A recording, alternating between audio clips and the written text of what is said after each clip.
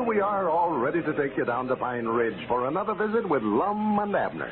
Brought to you by the makers of Horlicks, the original malted milk. Have you noticed that some people seem to fairly radiate alertness, vigor, energy, action, and cheerfulness? They possess what we call vitality, and are invariably the ones who get the most out of life, as well as being the most successful. Now, I don't say that all such people are users of Horlicks malted milk, but it is a remarkable aid in building and sustaining physical vitality. As many of you know, it's a good source of vitamins and of the valuable energy-giving minerals, carbohydrates, and protein. That's why so many medical authorities have always favored Horlicks, the original malted milk. Try Horlicks this summer. It's as cool and refreshing a drink as there is, and sustaining, too. But that, of course, you'll want to find out for yourself. So get a package from your druggist. It comes in 2 flavors, you know, both natural and chocolate. And now, let's see what's happening down in Pine Ridge. Well, the Pine Ridge Planetarium is very near completion. Lum and Abner have installed their motion picture projector, and Abner has been busy learning to operate it. Well, yesterday they announced that they would have their grand opening Saturday night, only to learn later that Squire Skimp has scooped them again by announcing that his show will open Friday night. As we look in on the old fellows today, Abner is up in the projecting booth, and we find Lum out in the lobby of the theater as Dick Huddleston approaches. Listen. Sorry I couldn't come back this afternoon to help you, Lum. Oh, well, howdy, Dick. I never seen you coming up there. Oh, that was all right. We just allowed you got busy or something. Yeah, well, one of the CC trucks was in getting supplies for their camp, and we just more than a wife to look after by herself. Well, we never got nothing done much, no way. Couldn't get Abner to help me. What's the matter with him? Why, the moving picture we're aiming on running for the opening Saturday, it come out directly after you left, and Abner got up there in the booth trying to learn how to run the film through the machine, and there you've been all afternoon. Can't make it work, huh? Oh, yeah, he's got it to working all right now. He had a time there at first, though. He had it in backwards and every other way. Had the people backing out of rooms when they're supposed to come in them, and horses running backwards. Worst mixed-up thing I ever seen. Now, the worst part was he couldn't get the talking to come in there at the right time somewhere or other. The talking? Yeah, somebody's mouth would start opening and closing like he's trying to say something, and then about the time he'd turn around and start leaving, why, you'd hear him start talking. Come in and leave before he said nothing. Then he'd say hello. Well, I guess he just didn't have it synchronized, Lum. No, didn't have it. Which did? Synchronized. Didn't have the sound and the picture timed together. No, must not synchronized. Yeah. I thought at first Heroine, whatever her name is, had a man's voice till he finally got the thing together. Got it synchronized. Yeah. He finally got it to working all right, huh? Yeah, he got it doing fine now. It's an uncommonly good picture we've got. Lots of shooting and fighting and all. What's the name of it? Why, it's, the Texas Kid. Texas Kid? Yeah, I believe that's what they call it. Buck Jones is a hero. And can he ever fight? Granny's have never seen anything like it. If he didn't give that fella that was stealing the cattle a whooping there at the end, I never seen a fella get it. Must have been a pretty good show, huh? Oh, it's as good as I ever seen. And that's the reason we ain't been able to get no work done. That crazy Abner sat up there and seen it through 4 times. 4 times? Yeah, he has. Just going to ruin his eye. Why, sure. I don't see how he can stand it. And I had to get up and come out here a minute ago. Oh, you've been in there looking at it too, huh? Well, yeah, but I never sat clean through the 4th time. My eyes was getting tired, and I could tell how it was going to end up anyway. It ain't as interesting after you've saw it a few times. Well, now, Lum, you fellas aren't going to have this place ready open by Saturday if you spend all your time in there looking at the pictures. No, that's what I say. Wish that Abner come on. I hollered at him to shed it off and come on down out of there a while ago when I come out, but I ain't saw him yet. Wait a minute. Let me see if he's running that thing over again. Yeah, tell him to come on down. You got a lot to do around here yet. Well, he's got it shut off now. I hear him coming down the steps. Come on out front, Abner. Dick's here. You know, Lum, that's going to be quite a saving. Abner run that machine, save hiring somebody. Yeah. I don't know, though, where he's going to make a very good hand at it or not, though. He gets too excited. Just watching a picture and forgets what he's doing. Oh, well, he'll get over that. Get used to it in a few days. Yeah, I don't know. I doubt it. Up there a while ago, sticking his head out that window there in the booth, hollering at the Texas kid and telling him where the cattle rustlers were hiding at and all that stuff. I couldn't have here for any. Pick 'em up. Get your hands in there. The Texas kid's in town and raring to go. For goodness sake, Abner, scare the daylights out of a fellow. Yeah, you ornery coyote. Thought you'd steal them cows and lay it off onto me, did you? Thought you'd turn Mary Jane again me and win her love. Abner, but that blame, but don't believe you're losing your reason. The Texas kid always gives a man a chance. Go for your guns, partner. Just shut that up, Abner. Dick ain't saw the picture, and you think you're crazy. You enjoyed the show, did you, Abner? Oh, that's the best thing I saw yet. Come on in here, Dick. I'll run it first. No, you ain't going to do no such a thing. We ain't got time to be looking at that picture again. We got some work to do here. Dick can see it Saturday night. Well, next time I run it, well, I'll send for you, Dick. I'd love for you to see it. It's about a girl from a city, and her uncle died out there in Arizona, and left a ranch. And then she come out there to run it, and the foreman on her ranch was a crook. And he was stealing cattle from her and trying to make her think somebody else was doing it.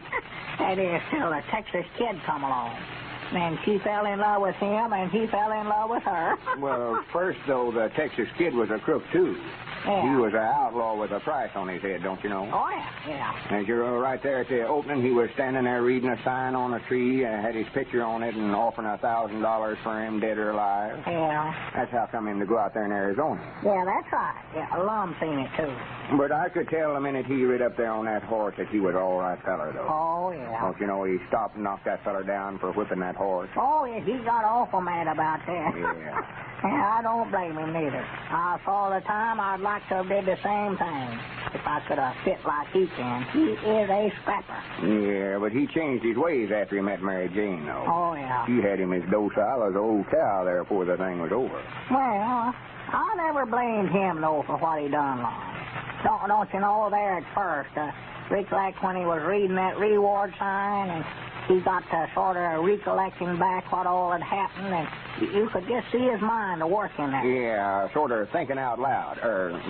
Anyway, it showed a picture of what he was studying about. Yeah, I don't see how he done that, neither. No, I don't either, but it just all come out there, just what had went on before. I wish I could do that. Showed just what started all. Some cattle rustlers killed his papa. And there was 3 of them, and he swore right then that he'd get revenge. Well, you know, he'd already got 2 of them when he got out to Mary Jane's ranch. Yeah. And this foreman was the other. Yes, he was, that blamed kid on their hide. But it turned out in the end all right. He never killed this fellow, though. Mary Jane talked him out of it. Yeah. Well, sir, I'd just love to know how that all turned out. And didn't you see the end of the picture, Lum? Yeah, but it didn't show them getting married and living happy ever after or nothing. Well, no, but it showed them walking arm in arm up to the Justice of the Peace's house. I just allowed that's what they's up to. Yeah. I hope so. That little Mary Jane is as fine a little woman as ever God bless. Yeah, I had a idea they'd get married all the way through, so I guessed that right at the start. You did? Well. You know, when he come up on the horse and she was leaning over picking them flowers. She had that sunbonnet on her arm there. Yeah. Dick, you sure want to see that picture now. Well, it sounds good, all right, Abner, but there's not much use for me to see it now. Well, there's a good lesson to it, though, Dick. Everybody ought to see it. And I just wish all the young children in town could see it. Well, say now that gives me an idea right there. You're trying to think of some way to beat Squire opening up his theater over there. Why, he's going to open up Friday night at 5 and 10 cents admission. Why don't you have a preview Friday afternoon? Let the children in free. Have a what? A preview, an advance showing of the picture. Well, the only trouble we've done advertised that we'd have our grand opening Saturday night, though. Well, that won't interfere with your opening, Lum. You can go ahead and have your grand opening Saturday night and then have this preview Friday afternoon. Get to jump on Squire Skimp. Granny, that's a good idea. You mean have a picture show? Listen here about the Texas kid, have that Friday afternoon? Yeah, put it on Friday afternoon and then put it on again Saturday night. Oh, well, good. And doggies, I'd love to see that. Well, now, we won't say nothing to nobody about it. Just keep it a secret, Tricks, the 3 of us. Keep it a secret? Yeah. If Squire Skimp finds out about that, he'll more likely try to have one himself. Put his on Thursday night so as to get ahead of it. Well, here, though, Lum, you've got to let everybody know about it or you won't have anybody out to see it. Yeah, that's right. Well, if we're going to let the children in for nothing, why, no, me, it don't make no difference whether they find out about it or not. Well, but here you want a big crowd, though. There wouldn't be any point in having it if you didn't have a big crowd down there. Yeah. You want them all to see your theater and see what a nice place it is. I wish there was some way of advertising without Squire finding out about it. I'll tell you what we could do, Lum. What? Let's advertise it for Saturday afternoon and then have it Friday. That'll fool him. Yeah, that'd fool him and everybody else. Yeah, yeah, just fool them all. Well, who would we get to come out to the, what'd you call that thing again, Dick? Preview? Yeah, who'd come out to that? I don't know. Who? Well, nobody. That's what I say. That won't work. Well, I don't care when we have it, just so it ain't Friday night. That's all I care. What's the matter with Friday night? Well, nothing, except sort of aiming on carrying Elizabeth and Pearl over to Squire's picture show Friday night. Over to Squire's picture show. Yeah, I've been reading them handbills that he passed around. Don't get it, if that show's half as good as he claims it to be, Lum, I don't want to miss it. Well, for goodness sakes, Abner, that ain't going to look right. No, I don't think it will either. Now, if I was you, I'd just stay away from over there. Why, sure. Well, why not? Well, in the first place, it ain't going to look right for me and you both to be over there on his opening night, and I promised Evelina I'd take her. She's seen one of them handbills. Even Lum and Abner don't seem to be able to resist the lure of Squire Skimp's advertising. Overheard in a drugstore, the following. Can I help you? Yes, please. Oh, where's the list, Alice? Will you have it? I? Oh, so I have. Let's see now. Oh, malted milk. Mm-hmm. Half a pound? Please. All right. Here you are.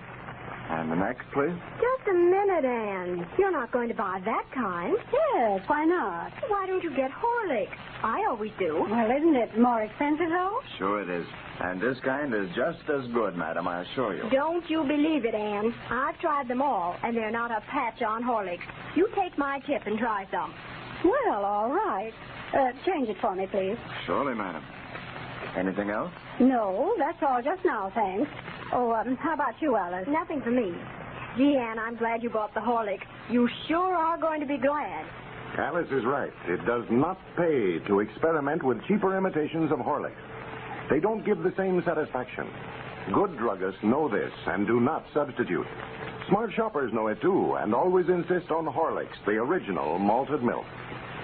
This is Carlton Brickert, speaking for Lum and Abner and Horlicks, who bid you all good night and good health.